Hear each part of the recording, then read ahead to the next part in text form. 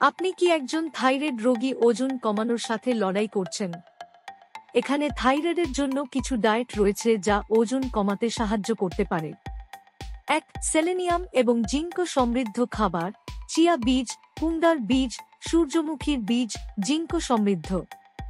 যদিও ব্রাজিলের বাদামে প্রচুর পরিমাণে সেলেনিয়াম রয়েছে।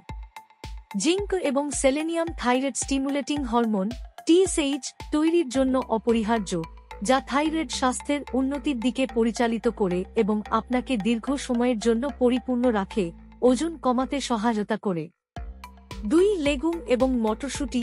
লেগুম এবং মটরশুঁটিতে প্রচুর পরিমাণে প্রোটিন জি উপাদান থাকে যা আপনাকে পরিপূর্ণ রাখে এবং দীর্ঘ সময়ের জন্য আপনার ক্ষুধা দমন করে, যা ওজন হ্রাস করে।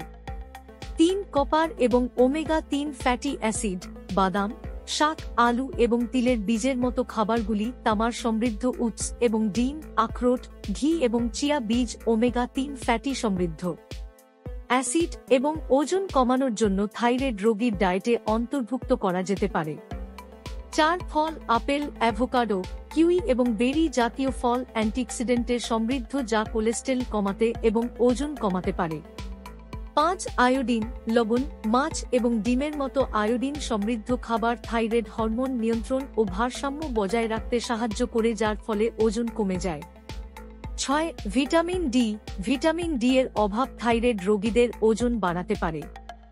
ভিটামিন ডি সমৃদ্ধ খাবার যেমন ডিম, মাছ, লিভার এবং মাশরুম শরীরে ভিটামিন ডি এর মাত্রা ভারসাম্য বজায় রাখতে এবং থাইরয়েড ফাংশন নিয়ন্ত্রণ করতে সাহায্য করে, যার ফলে ওজন হ্রাস পায়।